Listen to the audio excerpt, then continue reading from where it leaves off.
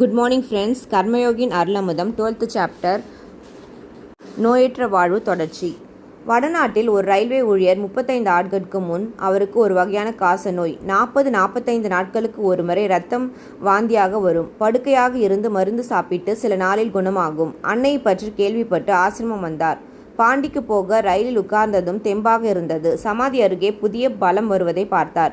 ஊருக்கு போய் உத்தியோகத்தை ராஜினாமா செய்துவிட்டு ஒரே சகோதரியை அழைத்து கொண்டு பாண்டியிலேயே வந்து தங்கிவிட்டார். வாந்தி 45 நாட்களுக்கு ஒருமுறை வருவது 7-8 மாதத்தில் ஒரு முறையாகி பிறகு நின்றுவிட்டது. 40-50 அடிக்கு மேல் நடக்க முடியாது. மற்றபடி எந்த தொந்தரவும் இல்லை.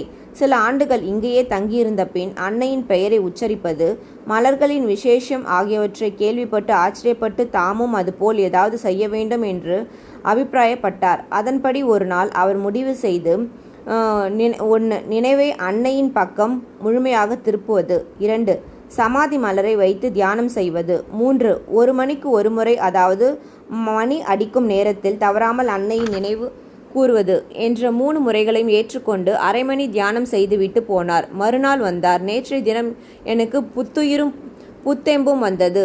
ரிக்ஷாவில் வந்தவர் ரிக்ஷாவை அனுப்பிவிட்டு 6 பர்லாங் நடந்து வீட்டுக்கு போனேன். என் வாழ்க்கையில் இது ஒரு அற்புதம் என்றார்.